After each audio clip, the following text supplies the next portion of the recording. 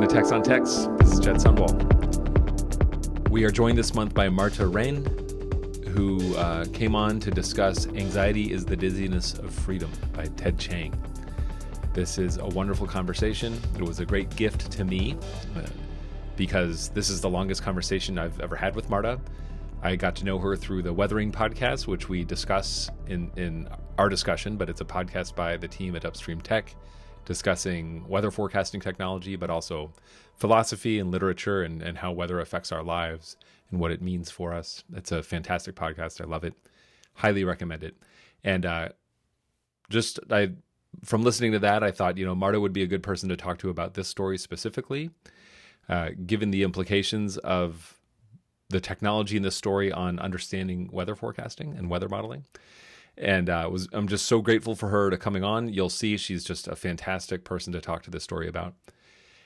One other thing before we get into it, I just want to point to the show notes. I'm going to put in some artwork by an artist who was commissioned to create some illustrations for a version of this story that ran in the New York Times Magazine. So there is what feels like a parallel universe. There's another version of this story out there called Better Versions of You that ran in the New York Times print magazine. You can't find it online, but I did find the artwork that went along with it.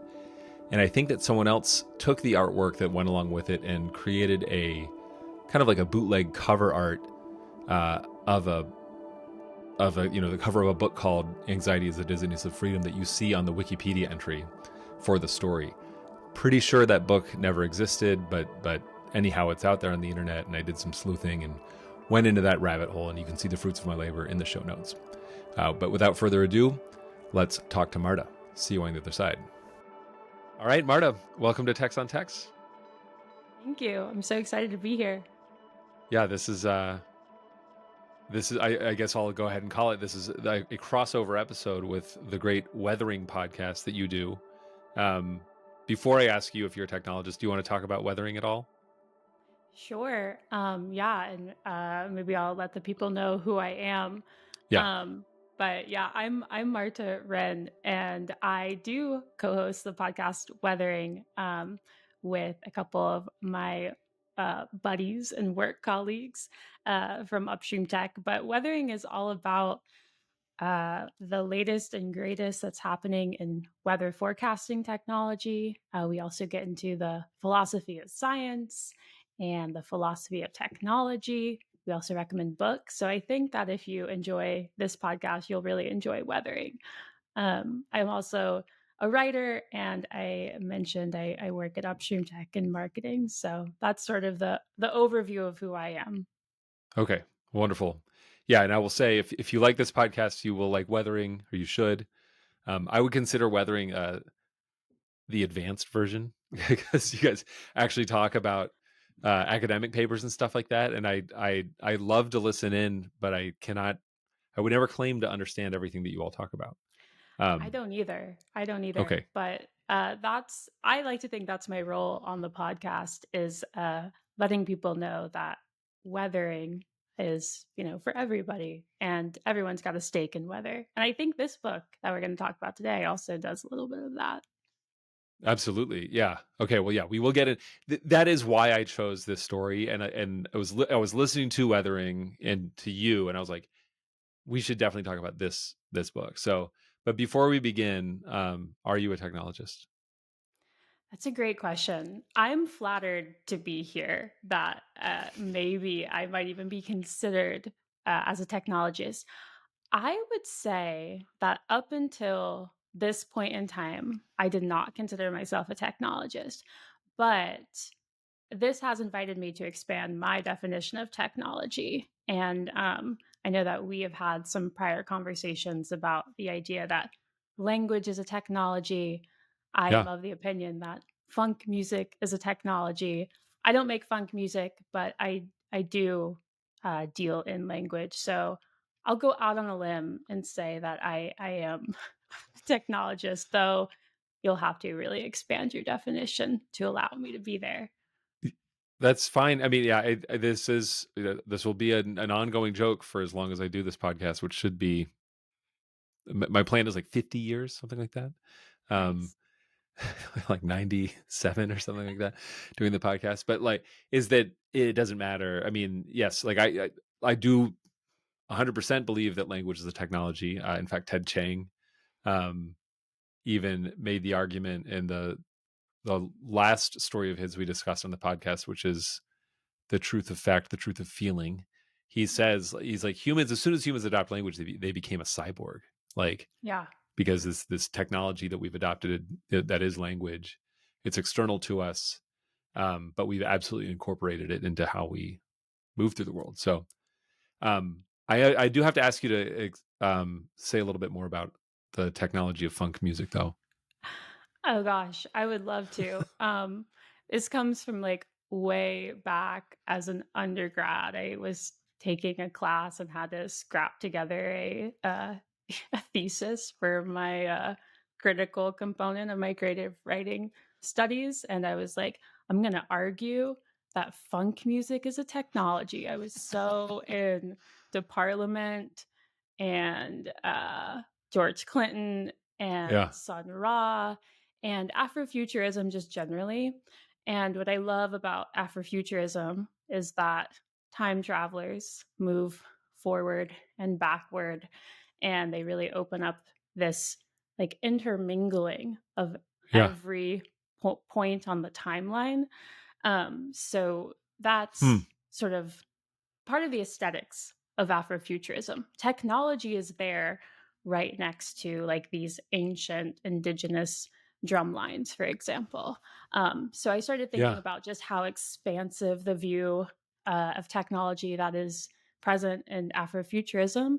And then I Hmm. got really deep into the rabbit hole of turntablism and sort of subversion that DJs do, Hmm. and let me think, what were my points here? Clavinets were part of the argument, but essentially if technology is like this tool that can enact change on the world and can change people's minds or control nature, funk music is totally like this system that does that. Yeah. And there's so many other things that you could probably say about it, and I wish I had all of that information, but that's like the gist of my Okay. thesis. Yeah, And then would we? I mean, but like then all music is technology in that sense. But like we keep finding totally. music that can do different things to people, right? Like, Totally.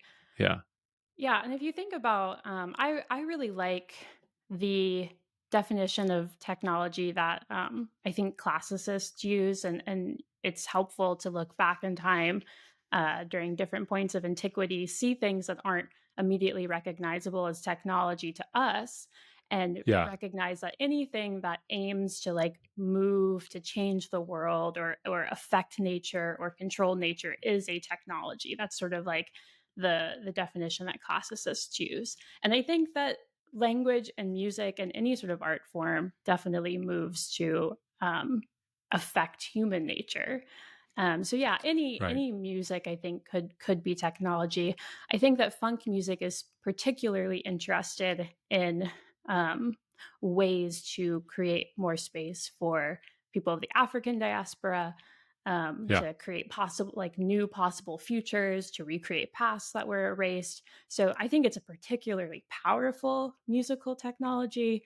But yes, I would agree that all music is technology in some form, even analog music, because those instruments were invented at some point in time. Oh, right, absolutely. Um, did you study go-go music? Because you live in Maryland, right? I do. Is there a go-go scene I need to know about? Well, I mean, so I grew up in Silver Spring, outside of DC, but go-go is like a uniquely DC music Yes. Yeah. phenomenon, and I don't know. I'm sure it has some relationship to funk, but I don't know. I didn't write a thesis Yeah. on this stuff, so that's why I'm asking you. DC is very important in the like parliament, you know, uh, Yeah, catalog, but I don't know about go-go music. I'm sure that it's part funk is also such a big umbrella too. yeah. Um, yeah, I'll have to do some research there. Okay, all right. Yeah, there's when you become a professor, you can advise. You can be like a PhD advisor to Yeah, somebody exactly. on their That's the go-go next. research. Well, okay, so let's talk about the technology of this story, Anxiety of the Dizziness Anxiety is the Dizziness of Freedom by Ted Chiang. Do you want to explain? Do you want to try? I can do it. This is Sure. unrehearsed. A So little summary of it. yeah. Yeah, you give Yeah. it a shot. Because I've read the story Okay. 3 times Okay, now, at cool. least.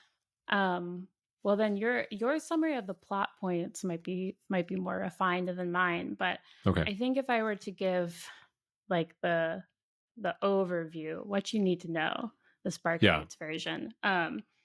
So in this story, most importantly, I would say there's a new technology in this world called a prism. And prism is an acronym for something that I should have written down, but I'll look it up. But cool. yeah. Yeah. It's I know it has plaga and interworld in it.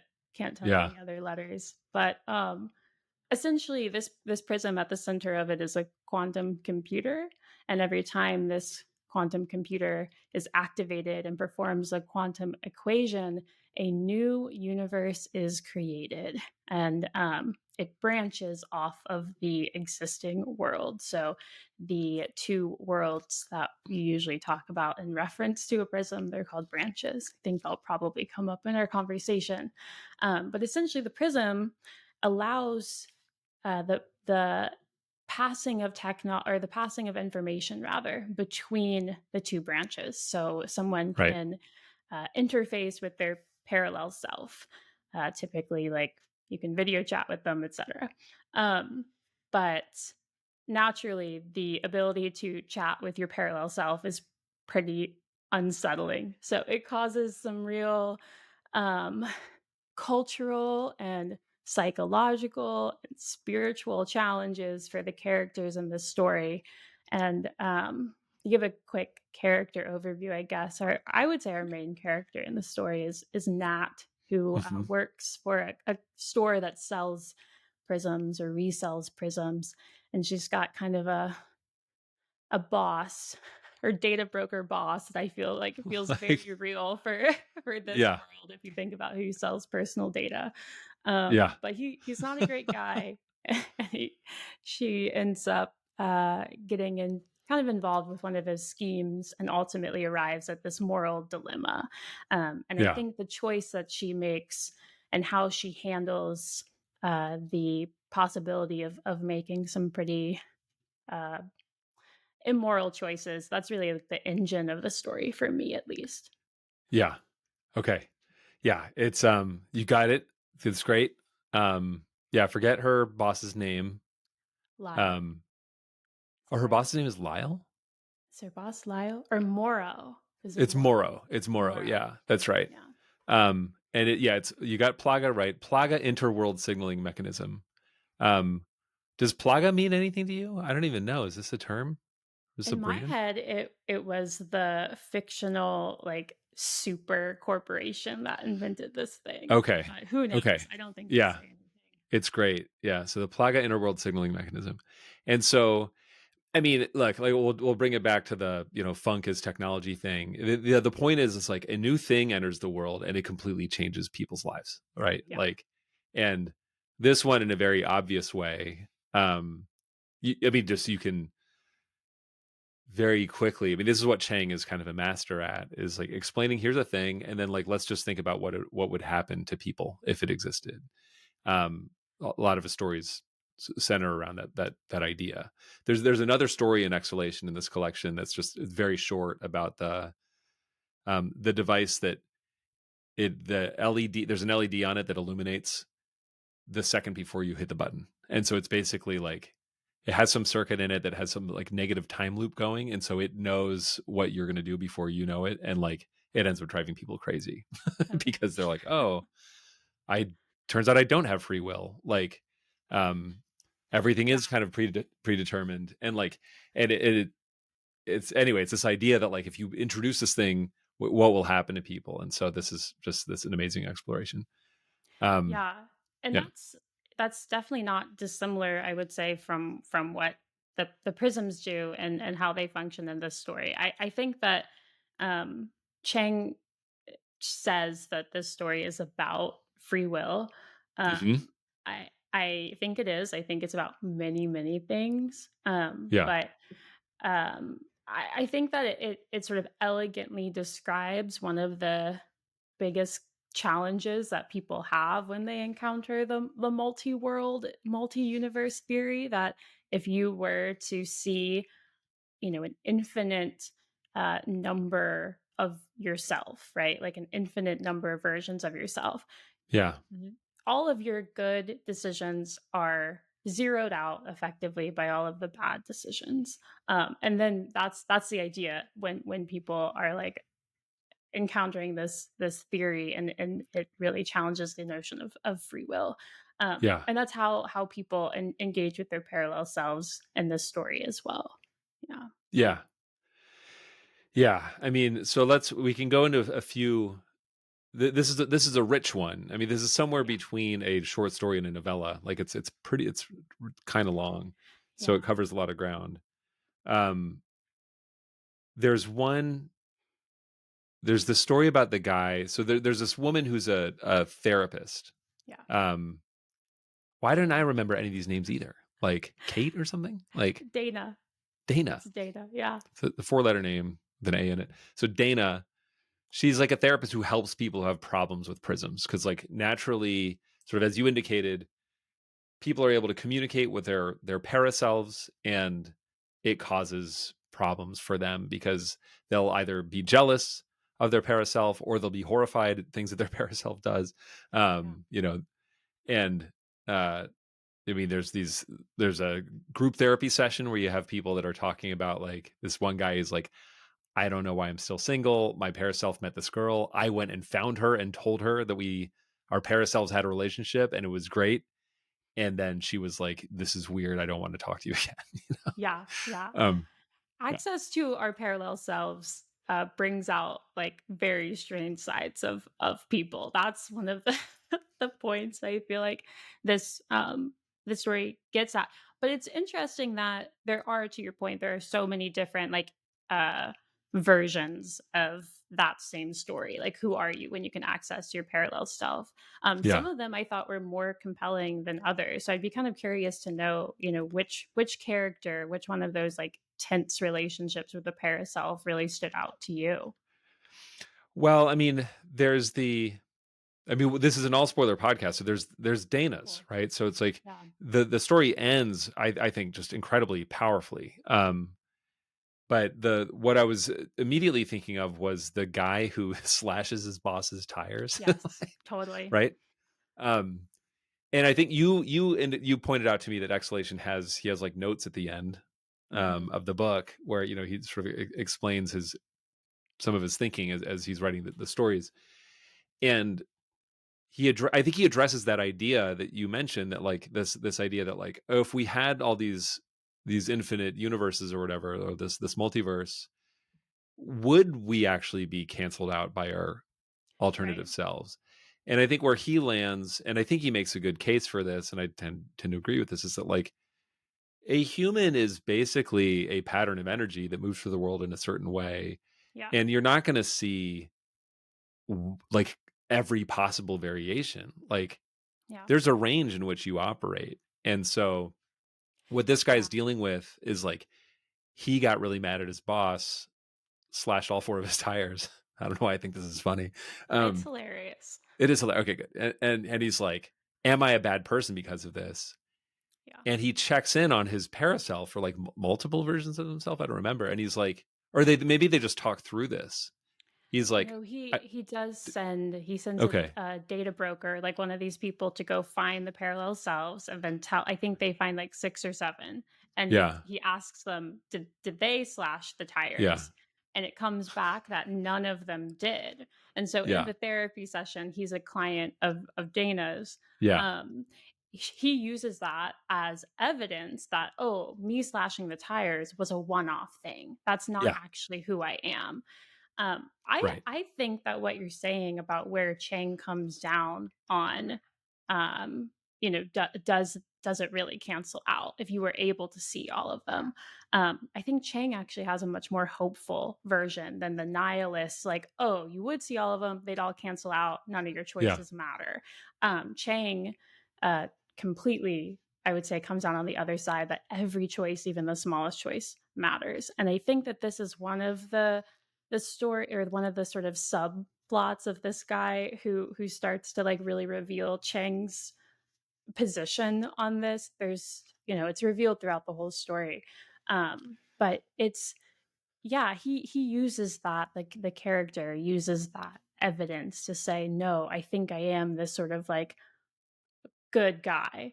Um, but I it's interesting to me, I guess, like um I don't know. I guess his take, like how he uses that information, is interesting to me, like from a psychological standpoint. But getting back to Chang and what he believes, I guess, and Yeah. like sort of the point of the actual story. I think it's also kind of revealed in the title. That's a reference to Kierkegaard. I'm glad you went there. I was going to ask you to go there. So, Yeah. Yeah. yeah. So I mentioned there is this kind of like nihilist response to being able to see all of the versions of yourself and what they do. And of course, like this is a theoretical situation, it's totally hypothetical that you're able Yeah. to look at your parallel selves. Um, the nihilist, and I think maybe the more um, common take, at least in like the sort of purely physics communities, they're talking about like the multiverse. Yeah. Um, this kind of, yeah, it's like this, oh, none of your choices matter. It's a real like piece of theoretical evidence for some folks that free will doesn't exist. Yeah. Kierkegaard, also an existentialist, um, is like the opposite end of the spectrum from Nietzsche in this way. Has this sort of treatise on anxiety that when you look at all of your choices in the world, that is where our anxiety comes from. Anxiety is like this natural state of humanity. But for Kierkegaard, the ability to like continue to make a choice in the face of that, what he calls the void, is how Yeah. we create uh, like how we affirm ourselves. I think Sartre, who comes after Kierkegaard, actually does a really good job of illustrating this. Kierkegaard describes anxiety as like standing on an edge of a cliff. Sartre describes anxiety of like all the choices of the void around you as walking along this really narrow mountain pass, and every time you take a step you're making this choice. And so there's this kind of like Right. image of a journey that I really like into a self that you keep on affirming through the choices that you make. So I think that this is what Chang is getting at, that Yeah. all of your choices actually do matter. He's not the nihilist side of things in this discussion. And I think that it comes out throughout the story, but probably most evidently in the development of Nat's character, who's Yeah. our main character. Yeah. Yeah. I mean, I'm kind of like hesitant to like bring this up because I'm just like, we like end the podcast and we're only like 20 Yeah. minutes in. But like, so Nat's story, I'll go through it and you can correct me along the way because this is That's the good. more complicated part of the story. But like, basically, Nat and Morrow, it's just, you imagine like it's kind of like a pawn shop type situation. Like I'm imagining like a check cashing type like place in a strip mall. Like these are shitty places. Um, I don't cuss on this podcast that often, but there we go. Like that's kind of the Break the scene it seal. feels. Yeah. Yeah. Yeah. Yeah. And so um and anyway, Morrow just starts coming up with all these schemes. All right. And so I won't go into all of them, but like this big one is like they overhear about there's a celebrity couple, two men who are married, are both celebrities, and there's a car accident.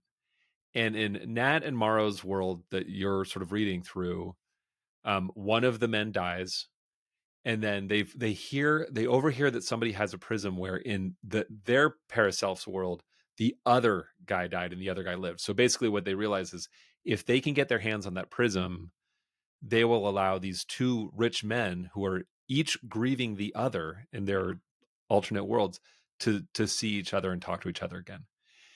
And so they run a very elaborate ruse to get their hands on this prism and then figure out how to basically sell it to these guys.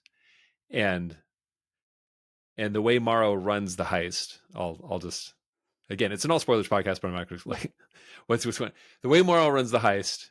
It's still true what I'm saying right now is they broker a meeting with with the couple, and in each of their parallel worlds they turn it on and they're able to see the other alive, and they start crying because they can't believe they're seeing their deceased husband. And it's also very elegant because they're gay. I can just say that they can Mhm. each see their deceased husband. Um,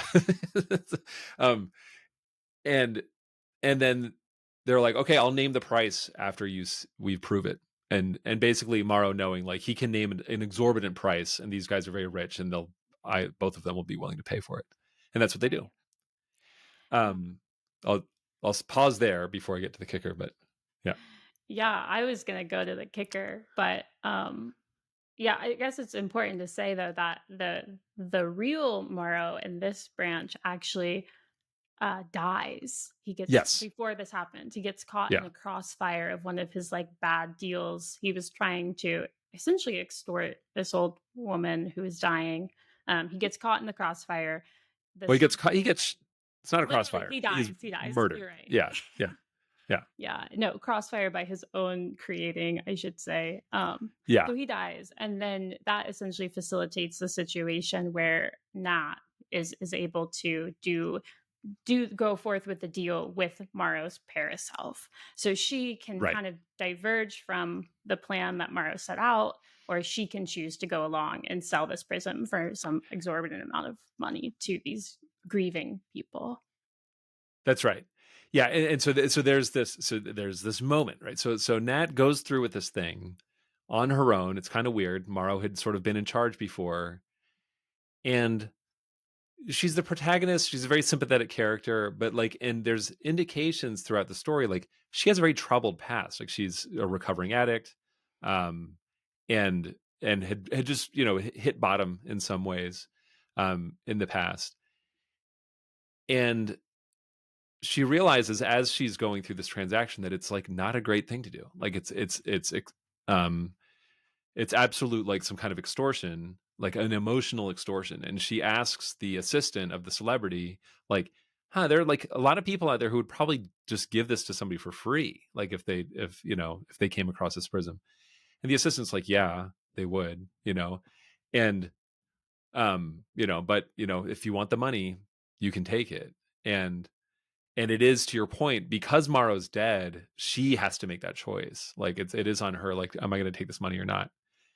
We will talk about what she does with the money, but because it's just sort of revealed at the end. But like for me, the kicker is she ends up we discover she does take the money in the end. It's offered to her, and so she takes it, and she moves to a new town, and she goes to a like I said, is it called Narcotics Anonymous? Yeah, she goes Narcoholics? to NA meetings. NA. Yeah. I guess I don't know what the N stands for, but Narcotics.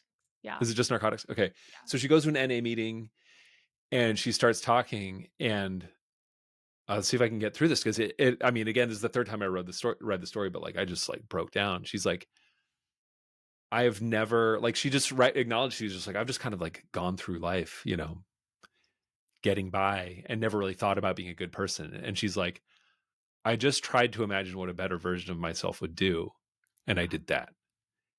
And that's, I feel like, where Chiang's like argument just is driven home. He's like, we are creatures who move through time. We can see through time. We can imagine the options before us, and we make ourselves by imagining better versions of ourselves, or we can do Yes. that. So Yeah. there we go. And I think he also really elegantly makes Kierkegaard's argument for him as well. Kierkegaard describes like the average person moving through life as if they're being bumped around in the back of a wagon, which I think is like Kierkegaard. Side note, has some of the best metaphors like Okay. on the planet. He's such a like I don't know, kind of like an angry old man. So he will say things very directly. I guess a lot of philosophers are like that, but he's got Yeah. great metaphors. So the average person is being bumped around in the back of a wagon. And I think Nat kind of describes this like Yeah. she's on the horse and doesn't know where it's going, but isn't really paying attention to it either. And so you have this moment where you wake up. Kierkegaard calls this like the leap of faith, where you decide to make a choice among the infinite choices in front of you, and you believe that choice means something. Committing yourself to a choice, committing yourself to a system, a value system. Kierkegaard's a Christian philosopher, so for him, that value system is sort of there already. But I think that this can be extrapolated for many different people, regardless of your belief systems. But it's committing yourself to something, and Yeah. the anxiety will always be there. The ability to make different choices will always be there, but the idea that your choices matter, like that's the big leap of faith, and that's like the pivotal point for Nat. Yeah. Well, I haven't. I mean, in my notes, the only notes I took while reading this time are, I believe it's Nat. Actually took terrible notes. I just took just lines, but like I think it's Nat saying, "I want to know whether my decisions matter." Like I think it's in some session with, I think it's after Morrow gets killed, and she Yeah. goes to the. So again, we're assuming everybody's read the story. So like Nat Morrow's killed. She goes back to the group therapy session where she's been a plant to get the prism in question that we were just discussing. She was getting it from one of the other people in this group therapy session, but she ends up talking there, because of Morrow getting killed, and has this crisis where she's like, I want to know if my decisions matter. Do Yeah, you remember I that? mean, I thought that was like the most the section of the book you're referring to. I thought Yeah. that was the most compelling, or it just really moved me. And I think one of the things that I felt so excited about it, in addition to just being like, having this sort of sympathetic reaction of like sadness, because I think Yeah. I very much agree with Kierkegaard, like that the average person experiences like this great anxiety at your decisions, so I really felt that, Yeah. where she's at, and I think that the average person does, but what I felt like such excitement at that part too, because I think like the sort of discussion around free will really starts Yeah. to like shift for me. I'll say that I often find discussions of free will like pretty pretty trite. They've never really Okay. interested me. And I think, for so many reasons, like I feel like we all know that one guy who's read Infinite Jest and is like obsessed with it and then ruins free will for the rest of us. Um, and it's like, it's such a stereotype, and I'm kidding, but I think that it doesn't, the idea that it's like nothing matters, and like Yeah. no choices that you make affect the world, so why even bother, like that super nihilistic sort of approach to it, it just has never uh resonated, I think, because it just doesn't feel like real life. Like even if we're in Right. this simulation, even if there's a ton of other universes out there, we have the perception that our choices matter. So what do you do with that first person real world experience? Like to me, Chang and Kierkegaard and this sort of like the other end of the spectrum is such a more like instructive way to live. And seeing, Right. Nat struggle with the questions, um, like the implicit suggestion here is like the question itself matters. Like it's such a Yeah. rejection of nihilism in that way. Yeah. Absolutely. I mean, there's the other, so there's another discussion with the guy who slashed his boss's tires, who he's just like, again, grappling with this, like, does it matter whether or not I did this? Like, and Dana says to him, she's like, even if you were acting out of character, so because what he wants to understand is like, is this actually in my character or not? And he's convinced that like on average it's not, so it's not, even Yeah. though he did it. And she's like, even if you're acting out of character, you have to take responsibility for your actions. And so what's fantastic about this is this idea of, Well, but basically, like we introduce this idea of parallel universes that we can encounter and interact with and see if it teaches us anything about ourselves and about free will. But it's like not that much different from what we already do, which is we can imagine our own futures. Yeah. Um, and and the truth is that we live in this timeline and we're the ones that matter to us. And so yes, our consequences have actions. And um, are we being, bumped around in the back of a wagon or whatever? Like to a remarkable extent, yes. But that does not negate the fact that we, again, appear to be making choices. Yeah. Yeah. I mean, even the idea that, you believe you're in control. Like psychologically, humans need to feel that. Um, Yeah.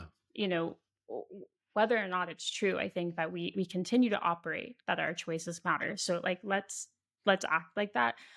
Yeah. I mean that's definitely like my take. But I think that, the way that you've summed it up, it to me like refines and develops the discussion around free will into a discussion around identity. Like if we are able to see our parallel selves, that hopefully in the best case scenario allows for really deep reflection around who we are. Um, Hmm. in the worst case scenario, it also really disrupts the idea of who we are. Like no matter what, it challenges our identity. I think it also really challenges our identity in this like foundational way that gets so deeply into like our theories of consciousness. Like if there's another view out there, where does the edge of you end and the other begin? If your soul can inhabit two bodies, that completely blows like theology out of the water. If your Yeah. soul yeah, so I mean that's a whole different discussion, but to me that idea of like, okay, we're taking this, concept of free will, refining it, now we're talking about identity and who we are, again, it just becomes a much more instructive and resonant story.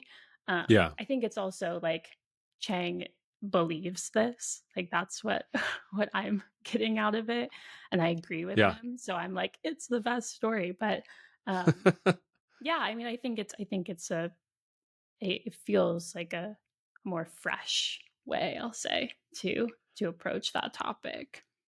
Yeah. No, it's very elegant. Um, and that's what I love about Chang is just his writing's kind of clinical. I mean, it's weird. Um, it's very precise the way he writes. Yeah, it's funny that it's actually pretty spare, I think, but he still retains like so much emotional resonance. I think that he can describe feelings really precisely. He can describe feelings through the dialogue of his characters really precisely. He captures physicality in the world really precisely, and it's funny to me that like even that I have described the story as being about free will and he describes it as being about free will, because I think that it does what like every really good story does from a reading perspective, is it like functions on four dimensions. And so you have the level and the plane of language, and like language on Hmm. the plane on the page. Then you have the story as you experience it in your mind, in your body, and the images that you create. And then you have the way that it follows you around. Like a good story haunts you, and you Yeah. start to see its meaning and its sort of mirror images all throughout your own life. And I think like yeah, a good story inspirits whoever's reading it, and I think that Chang does that here, definitely. Absolutely. Yeah. No, it's masterful. I mean, there's a there it used to be you could read this online on Medium for free, I I think. think you still can. Okay. I did find Um, it there, yeah. okay. And the introduction of it is really funny because yeah, if I found it, here we go. Yeah, it says reading Ted Chiang will make you a better person on a level that no self-help book ever can. I'm like, oh, pretty bold claim, but like, I think that yeah, as far as this being like a spiritual text, like Yeah. it passes, it it meets the bar as far as I'm concerned. Yeah. Yeah. And I think part of that too is like through the characters that he has created. Like he's given us a whole host of characters, which I will say too. I think that's a really difficult thing to do. Like if you are writing fiction, at some point in time you've probably gotten the note to like cut out characters, so to be Yeah. able to negotiate all the characters that he has is like in and of itself kind of a brilliant thing. Yeah. But he gives us someone who is like immoral, and or who is making immoral choices, maybe not living in Yeah. alignment with their own values. Give us someone who's struggling with that, who has a past that's storied. You give us someone who's ridden with guilt, the character Dana. Yeah. And you give us all of these different small characters who are experiencing the world in different ways. So it's the opportunity to see yourself and one of them. It's also the Yeah. opportunity to see like all of the paths and choices that are in front of any one of us. Yeah. No, yeah, very good. Yeah, very insightful. It never occurred to me because there are a lot of characters in this story, and yeah, you can see yourself, you can see people you know in them. Um, so we should tell Dana's story in the end of the story, right? So Yeah. Dana's story is she is riddled by guilt. I think is what you're referring to. She's been living with guilt her whole life because when she was in high school, she and her friend. Do you remember her friend's name? Oh gosh, this is when Sorry. I don't remember. This is when I don't Um, remember. I'll see if I can find it. But anyway, she yeah, because it's probably mentioned at the end. But yeah, she's with her friend in high school. They're on a field trip and they get their hands on some pills. They like it's her name's Vanessa. Her friend's Vanessa. name is Vanessa. So Dana and Vanessa are gonna like party in their hotel room. Couldn't get alcohol. They're mischievous teenagers on a field trip, like a sleepaway trip, and somehow they get like Vicodin or something like that. And the teacher just like breaks into the room and sees all the pills. And in the timeline that we're reading in, Dana, there's like a pause, and Dana's like, they're Vanessa's, just like rats out Vanessa immediately. And Vanessa subsequently gets like expelled and like falls into the wrong crowd and has a drug problem and is just like a disaster. And eventually comes back to Dana and is like, hey, remember you ruined my life? Like, give me some money so I can go back to school, or give me some money so I can start a business. And basically is in this pattern of extorting Dana, and Dana's like feels extremely guilty for obvious reasons by ratting out her friend. And so I'll stop there. Maybe you can finish the story. Yeah, let me see if I can remember the exact. That you might have to fill in some gaps here for Sure. me. But it essentially after Nat, um, our other main character, sells Yes. the prism. I would imagine this is motivated by the stress and probably some of the regret that maybe she feels with having done that. We don't really get too much insight into the decision she makes next. We just kind of see the outcome of the decision. But essentially, Dana then receives the information. I can't remember if she receives like the actual prism or just like the reports that It's not. yeah, it's videos from them. So yeah. So I'll help you out. Dana just randomly receives a package. It's described kind of like an iPad or something like that. There's like a tablet. It just says for Dana. She opens it up. There are video files on it, and then they're all of her paraselves explaining like what's happened in her life. And Yeah. yeah, What's happened so with I'll let the you finish. yeah, what thank you for the Yeah, layup. What's happened with the yeah, parallel selves of Vanessa. right. And in every one of these alternative universes, whether Dana rats out Vanessa or doesn't, whatever choice she makes in that moment, Vanessa still spirals out of control. She ends up having a drug habit in many of the alternative worlds, or she ends up just having like a hard time in some way. And the story again just makes the claim that in some way people, even there are the parallel versions of ourselves, have hard coded parts, like whether you want to call that some kind of soul or whatever. Yeah. um you know it's a claim that I think Chang makes like quietly. I think it's hard to Hmm. really articulate it, but it's felt. It's definitely there that somehow, like even though Dana's decision and her choice is decisive, it means something. It makes a difference. There's still some parts of like each individual that can't be changed.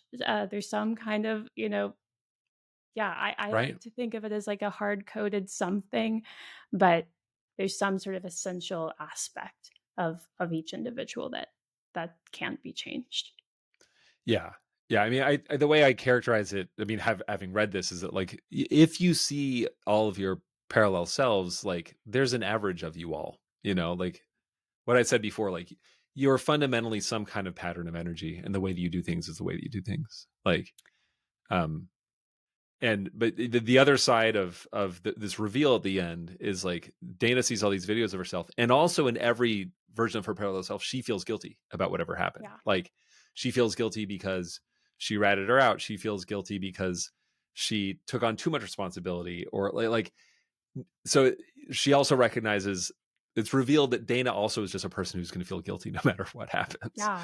Yeah. Yeah, And there are some sort of logistical parts of the world that people, once a prism is activated, the further amount of time that has elapsed, or the more amount of time that has elapsed, the more time essentially those parallel selves have to develop into different versions or new versions of themselves. There's quite a lot of like logistical things handled here, which I think is pretty that's part of like the science fiction genre, is you have to explain how things work. And yeah. Chang does that. There are a few plot holes, I would say. And Oh, I'm curious if okay. you would agree with this. And I think this is a good segue too into why this book is, or the story rather, is important to weather, or relevant to Yeah, weather yeah, yeah. forecasting. Okay. Oh, yeah. Here we Like go. the You're whole bringing book. the real Yeah. stuff. Well, hold on. Um, I want you to get it, but I do want to just really quickly lean into that a little bit, which is this. There's an understanding of the economics of these devices as well, which is, this is how Chang lands the story really elegantly with this Dana getting a bunch of videos of herself, because the old prisms are extremely valuable because they're, if they were activated 15 years ago, they have, there's 15 years of divergence, and it's going to be it's just sort of much more interesting to see what's going on in that world. They're also older technology, so it's hard to find an old one that has not been exhausted in terms of its capacity to share information between the two worlds. The point being here that what Nat did was take her winnings and invest an insane amount of money into very old prisms to save Dana from herself. So Nat takes the money. When she imagines what a better version of herself would do, this is what she does with it. And, moves to a new town, probably takes care of herself a little bit. I don't know. You never know how much money she got. But the final line of the book is like, it must have cost a fortune. So kudos to Chang for landing the story in such a way that both reveals that yes, humans, there's a range in which we have free will, and also we seem to have free will, which they're not mutually exclusive. Um, and yes, being very thoughtful about the economics of this weird technology. But now I do very much want to hear about the plot holes that you've identified. Yeah. Thank you for stopping me. I was gonna run right through. Yeah. um, but yeah, so I think that point that Chang is making about the idea that people have some sort of essential feature of themselves, that Yeah. might be, some kind of glimmer of it is going to be present in all of our parallel worlds. Um, where I get a little hung up on this actually comes from some of the explanation and world building and explanation that Chang actually gives of how these devices work, and Okay. specifically he uses the character of like a atmospheric scientist. And I'll Hmm. say, for folks who haven't read the story, I'm assuming we all have, but Yeah. I'll help you out if you're like, what is going on? The the story is kind of punctuated with these sections that are a little bit more mediated, where the world itself, the technology, is described in just very like straightforward language. And so as it sort of switches between Nat's perspective and Dana's perspective, we get these punctuated pieces of just very plain language, what's happening, um, Hmm. which is a great way to handle, I'll say too, just world building generally. Like you don't have to give it to a character described in dialogue. You don't have to like take a side door. You can just tell people sometimes, which is Yeah. nice to remember. Yeah. So this character of the atmospheric scientist essentially runs a few tests, Yes. and uh, I'm kind of like tempted to just read the section that Chiang has around how weather essentially works, but I'll summarize it because it's long.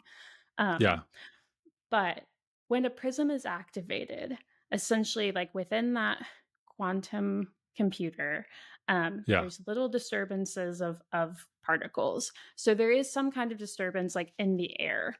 He Yeah. then uses the way that disturbances start to propagate throughout the atmosphere and cause weather events to kind of describe how events unfold in like parallel universes. So this one Yeah. little disturbance then sort of increases in size to a centimeter of, yeah, weather out to a whole kilometer.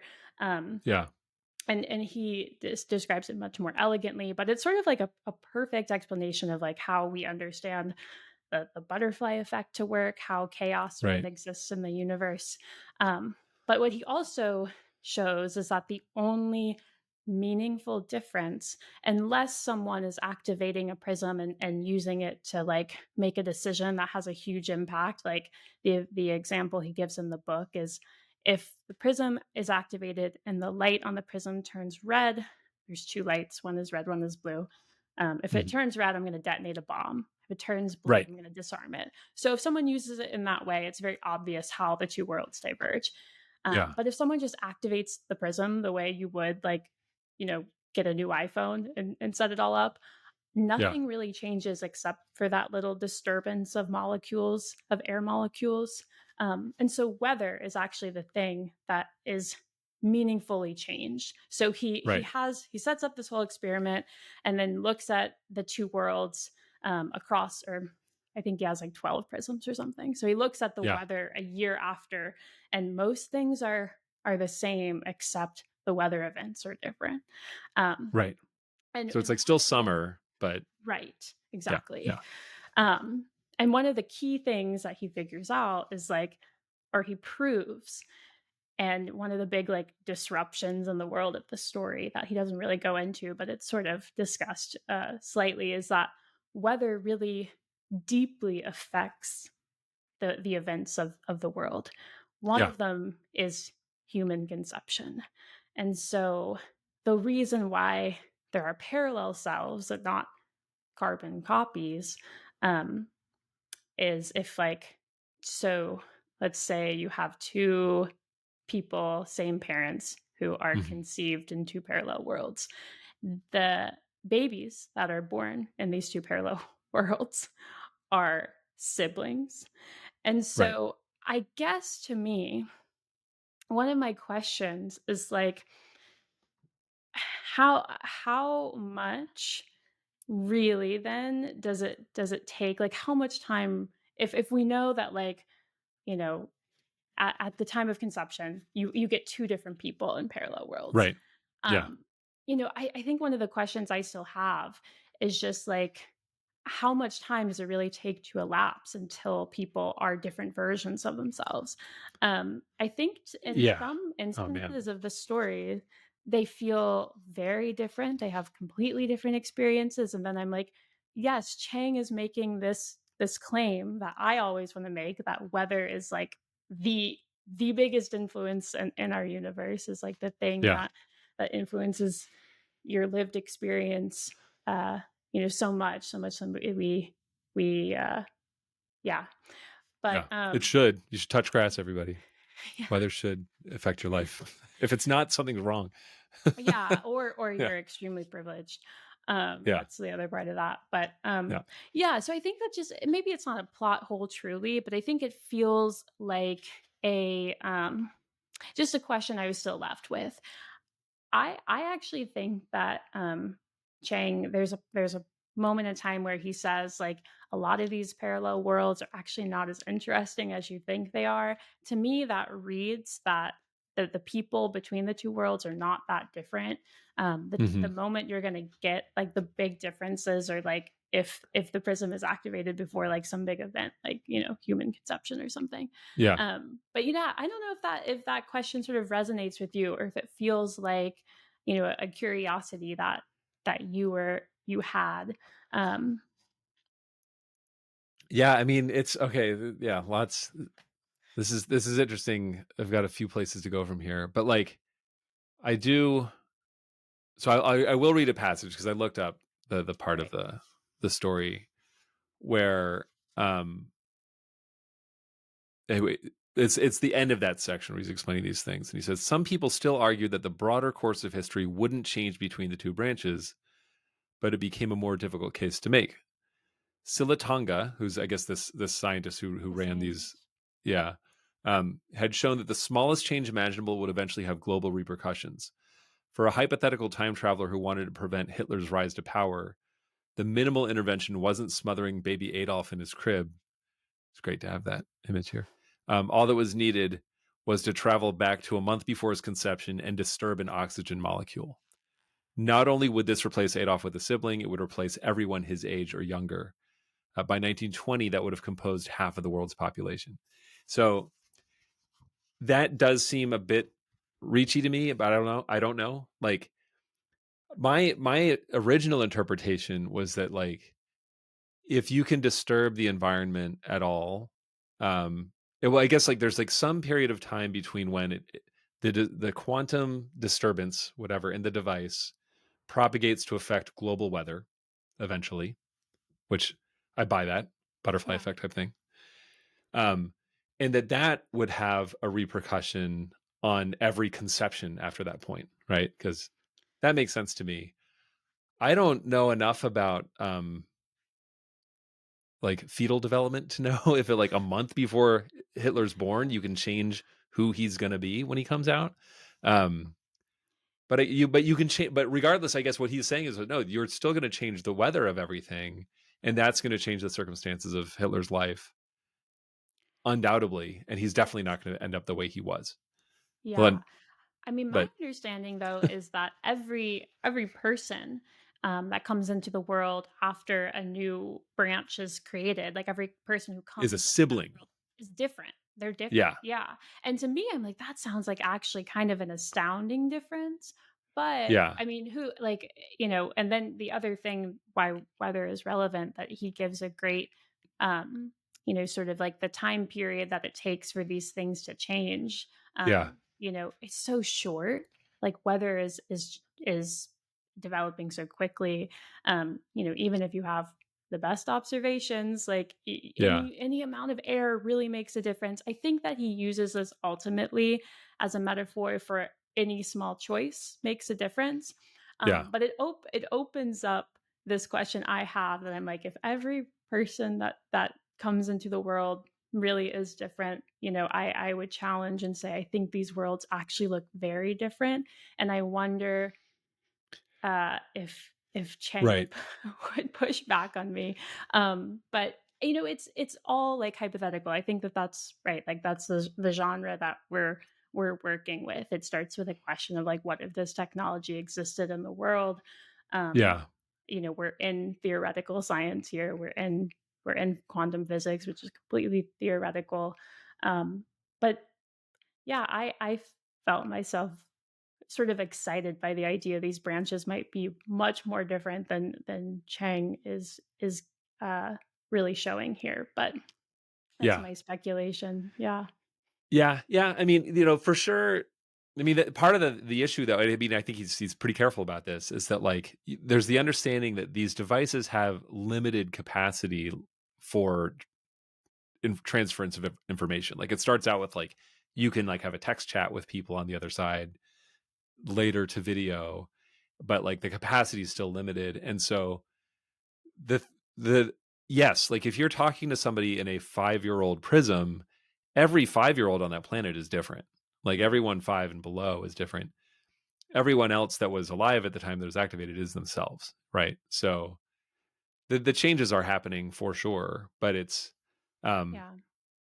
yeah, so there are no same people under the age of that prism, right? Yes. Something like Yeah. that. They're all different. Yeah. Um yeah. It's interesting. I've fallen into this I haven't fallen into this, but like I've just become fascinated by there's some account I found on Instagram or found me, the algorithm found me, called No Way Recordings, and it's like a art project called Northern Swell. And you might know who, you know who Matthew Barney is? I don't think The so. artist. He was married to Bjork. He's this weird Oh, guy. okay. He's an artist, but he made this thing called the Cremaster Cycle. It's like extremely elaborate series of like weird movies and sculptures and all sorts of stuff, costume design. Anyway, he's a complete madman. Anyway, it's like Mid-Journey AI created video that's like I would call it like a North Korean Cremaster Cycle. Um, but it's just surreal. Like it's just like it's another universe, and it's humans in weird costumes. I mean, it's very AI type stuff, but the technology is good enough that like this is good. Like it's like the in terms of like the vibe, it's just there's something there, like Yeah. really great. And I'm like, I love it. Like I'm totally for it. Like, people are like, oh, this is an art. I'm like, I don't care. Like Yeah. I Yeah. am experiencing some very creepy, weird world, and I love it. So Yeah. I would definitely mess around with the prism given the chance. Yeah. I mean, Yeah. it's such an interesting question that I think some people would swear it off. Like some people would never touch the stuff. It's the same. There's so many corollaries with the way that like LLMs and Yeah. chat GPT and the like exist in this world today. Like in this Yeah. book. There are people who would be totally like disciples of it, invest all of their money in it. There are people who are like, I'm never going to use it. It's poisoning the children. Um, Yeah. and I mean, that's even like, another way that it's instructive is because it echoes our world so much today. I think that it probably echoes the way any new, disruptive technology has felt for people. Like I think AI just feels so salient and big right now, Right. that's where my mind goes to. But there are plenty of ways that this correlates to previous, you know, technologies. But yeah, I mean, it makes you wonder around like what would be my relationship with this thing.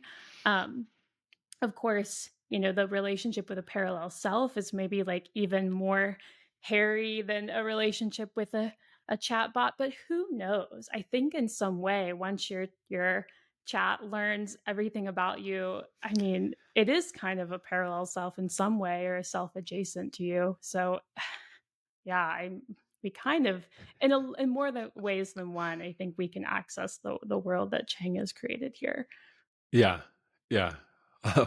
So this what's interesting, coming to mind for me right now is my friend, my college roommate asked me to compile my top 10 favorite albums of all time, and like we're going to share them with each other on Thanksgiving. I don't know where you got this idea from, but it's been occupying a lot of my mind over the past week or so, because I've always been very into music. Like this big part of my identity was just being like into alternative music and whatever, not liking what other people liked. And so what I'm imagining is like I log into the Prism and meet my Paraself, and he's wearing like a Dave Matthews Band shirt, and I'm like, no, No. just like there's like, I'm like that. I also had some moments where I really enjoyed Dave Matthews. He lives in Seattle, very admirable musician. I don't want to like get Yeah, people too mad I'm at me. from Charlottesville, so Oh, okay, Dave Matthews is a big deal. But yeah. There's a difference between like appreciating the talent and what he's done and being like way too into Dave Matthews. But the point, I'm just picking on Dave Matthews, maybe not the best example. The better example would be like Collective Soul. Like there are bands that I just think are like inherently like extremely lame, and I would be. But it's so easy. It's like there, but for the grace of God, go I. Like there could obviously be a parallel universe where I would consider myself to be very lame. Oh my gosh, yeah. I mean, depending on when that prism was activated, I in the parallel universe, like maybe I am a Swiftie. Like I don't know. And Yeah, it'd be fine if that's my dream. I'm waiting for the day that I get the Taylor Swift thing because I would have so many more friends. I would relate so more with people. I'm like, I hope for her sake, I hope she's a Swiftie. But yeah, it is. I mean, that's what again like excites me so much about like the story and its telling is that it yeah, challenges identity. Your conception of self. If you see, I think that the natural reaction of people to like immediately become envious, hmm makes so much sense to me. Um, but as I was like alluding to earlier, like I think that challenge of our identity and our value systems, like seeing the decisions a parallel self makes, like it goes so deep. Um, yeah, yeah, and yeah. yeah, Yeah, I think I guess this is interesting to me because I perceive snobbishness to be another.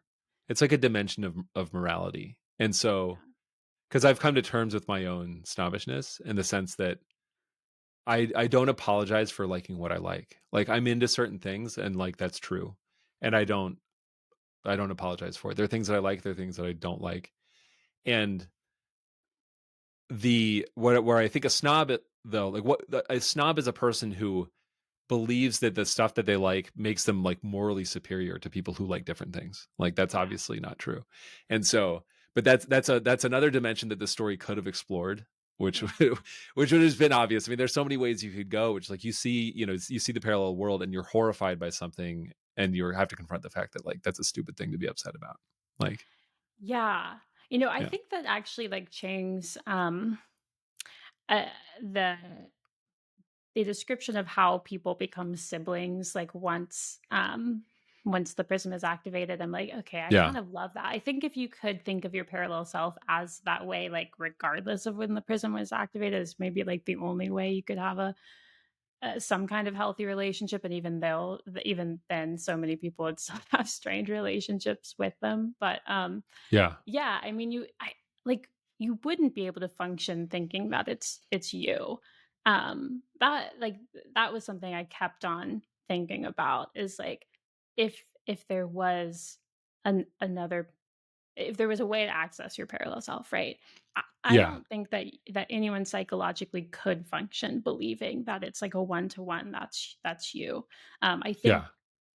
I think that we would default into a lot of our understandings of individuality and personhood and kind of operate with the idea that it is someone separate. I don't think Yeah. that as a human you could actually conceptualize the idea of like another version of you. Yeah. I think that's like I think biologically, I almost feel like how our brains negotiate otherness would prevent us from seeing one to one. That's we'd recognize ourselves for sure, but I think it'd As be being different. yeah, yeah, But I mean, and hold also mhm, But again, I mean, it's like if you activate a prism and you're talking to yourself immediately, that's you. I mean, you have the DNA is identical. Like you're wearing the same scars, at that point. I yeah, that's yeah. not you're not siblings at that point. I don't No, no, feel like no. it's just It's yeah. but I think it's only once the prism is activated and two people are born in the Yeah. alternate reality that Yeah. they're. I just think that that's like for me personally, and I would venture to say for most people, like if you were actually going to have a relationship with a person, like how do you negotiate that relationship? Like I think it'd Right. be like, oh, we're twins. I don't. I just Yeah, I no. Yeah. yeah.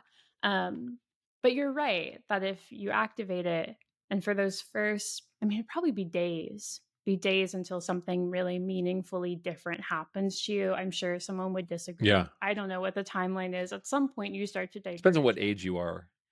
You Yeah, get older, nothing that's very happens to true you. too, like Yeah. how fast you develop. But yeah, for those Yeah. first few seconds, you are talking to yourself. I just don't think psychologically we really, once you start to get into that conversation. I mean, and maybe this is like kind of a ridiculous conversation to have, but No, this is a very Chang conversation though. Like yeah. I'm trying to look up in the book, in The Truth of Fact, The Truth of Feeling, there is some sort of line, and I thought it was like right at the beginning. Um, but have you ever have you read that story?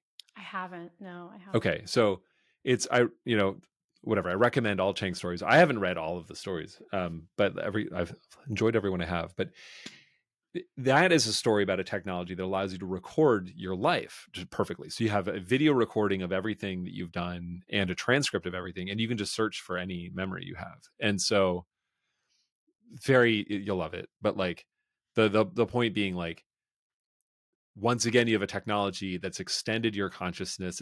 You have a prosthetic memory, right? That's better than your own memory. And what the story explores is the idea that, like, our lossy memory that we have as humans is like part of being human. Like, it's an important part of being human. But there's some line in there where he talks about himself as being continuous with his past self, meaning I'm not I don't recognize 17-year-old Jed. Like, I have no idea really almost who that person was anymore. Like, I have memories of him. Um and yeah, thinking about these, we like the same albums. We still like Trompe Le Monde by the Pixies. I'll put my I'll put my album list in the show notes. But like, there's still things that, yeah, I definitely have in common that I still like that he liked, but like very different people already, let alone add time and some quantum disturbance, to the mix. It's a Yeah, completely different person. yeah. So, sort of similar to this, there's it's a super famous novel called Stoner, and I'm blanking on Hmm. the I've author, never but heard of it. I mean, when I say super famous, it's sort of like a niche cult class. Like, some people Okay. really love it. It's really impactful for some people. But John there's a line, Williams. yeah, yeah, and Okay. essentially uh this guy has this kind of troubled relationship, and ends up having an affair, and the insights about love become I mean, they're absolutely illuminating. Huh. There's a lot about the the book that I don't know if I recommend, but there's this line that I actually think about all the time. And he writes that love is like this continuous state of becoming. And I remember reading that. Hmm. I was like, I mean, that's like life. This like Yeah. continuous state of becoming. And essentially in the story, like, love is this thing that forges the character. It becomes this really important experience. Yeah. But there's this idea though of this continuation of the self, and this like development that is so beautifully captured in that line of Yeah. the continuous state of becoming. Yes, there's a new person that is being born, Yeah. but it doesn't feel disconnected from whatever is behind you. And that, I mean, I think that that sort of is getting to what you're saying here. Yeah. Yeah. No, I love it. I love that. Yeah. I absolutely love that. And like, not to brag too much, but like, I've got an amazing wife, and like, Yeah. that's absolutely who we are. Is like, I have an image of us as like trees grafted together, they're growing Mm, roots together, and like, um, yeah, absolutely. I agree. I yeah. agree with that. Well, Yeah. I think that it speaks to, the ways that humans are like forged in the world, relationships. I mean, we are built, we are evolved, we are the most social creatures I think that exist. And Yeah. so, I mean, that's part of the reasons why the technology in Ching's story is just so disruptive. Like, it disrupts our notion of what a relationship can be. It makes very literal your relationship with yourself. Yeah, and the way that that will challenge who you are and how you continually become. I mean, I think it's a brilliant story for that reason alone.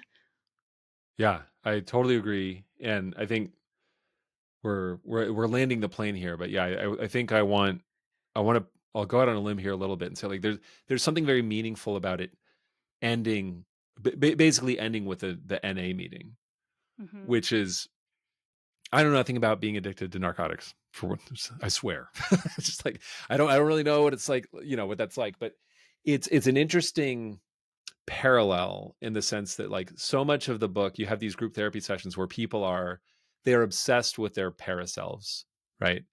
They're looking at these other dimensions and fixated on these other things. And then you come to a different kind of group therapy session where everyone is trapped in themselves. Like I'm stuck in this body.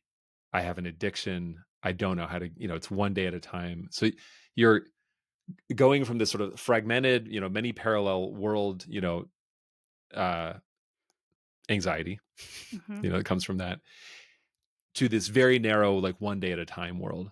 And, um, and that's what matters, right? I think that's kind of like where you end up. It's like, no, I live in this world Yeah. and I have a relationship with my future self. And I constantly have the opportunity to improve that person. So Yeah. I'll just imagine doing that. I think that's a really important reminder of like the way that the NA meetings and addiction generally like functions in the story. And I am sober, and I think that Mm. it resonated,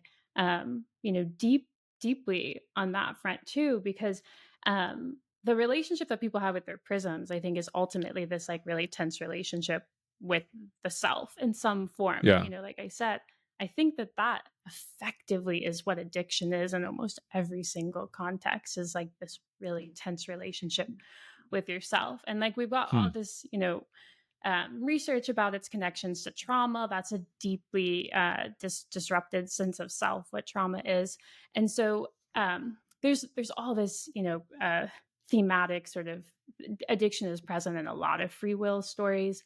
But I Yeah. think one of the reasons that is because healing from that is forging a self, is reforging a new self, is coming to Yeah. terms, integrating with a past self, integrating with the alternative selves that still exist in the way of the uh, ramifications of your past actions. Like in some ways, that those other selves that you were, exist in echoes around you all the time. So there is this like integration and the forging of self that happens Yeah. for people recovering from addiction. And I think ultimately, like that is what the negotiation of a parallel self is too, and in a more literal sense in the story. Yeah. Yeah.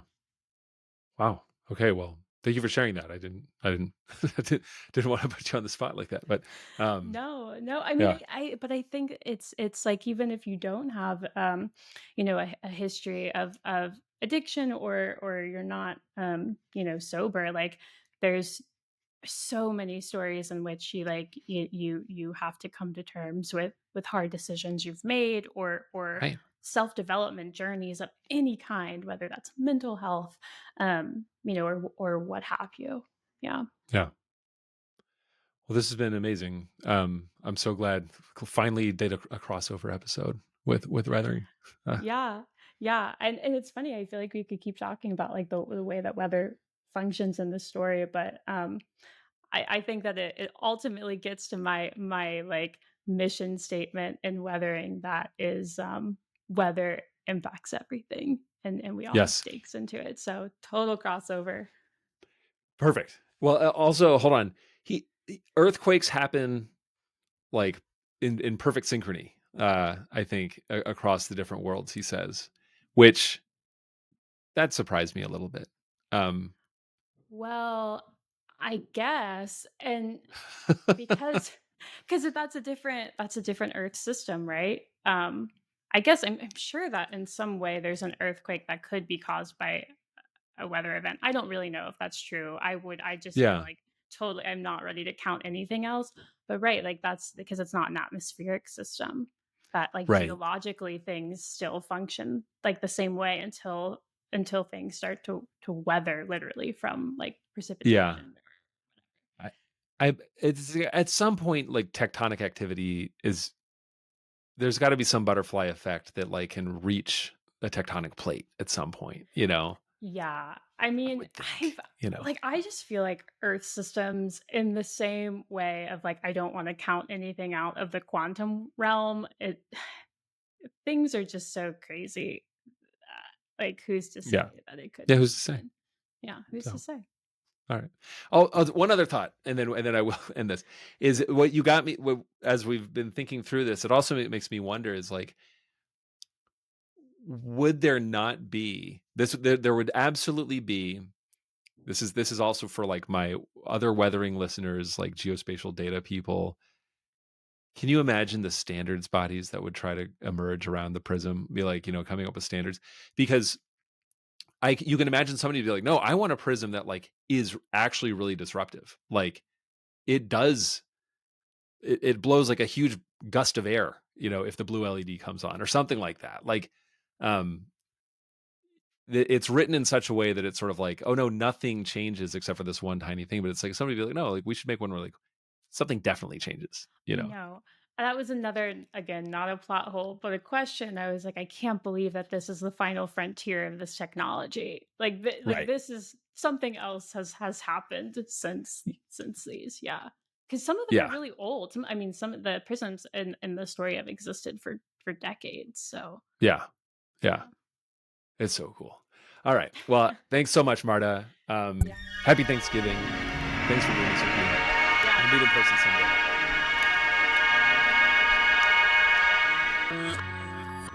All right. I hope you enjoyed that. I loved it.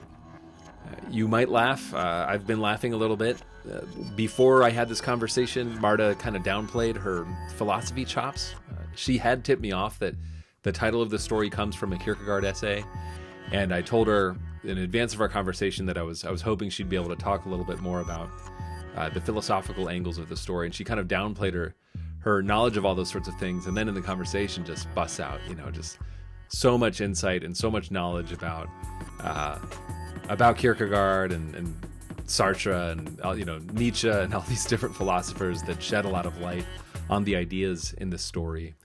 But I just cannot thank her enough for agreeing to come on and being such a great person to talk to with about this story. So I hope you enjoyed it. I loved it. We're going to do more Chiang. I anticipate that Marta will be on again at some point. And again, I cannot recommend Weathering highly enough. The intro music to Text on Text was recorded by Secret School, so thank you to Secret School for that. And the music you're hearing right now is a song called 3/10 of the Population by We. Next month's episode should be with Sid Harrell, a conversation about Tlön, Uqbar, Orbis Tertius, which is a doozy. I only talk about doozies on this podcast, but it is heavy Borges. I'm very excited about that. And thanks as always for listening. Really appreciate it. If you like this, tell a friend, like, subscribe, leave reviews, things like that. It certainly helps. See you next time. Bye.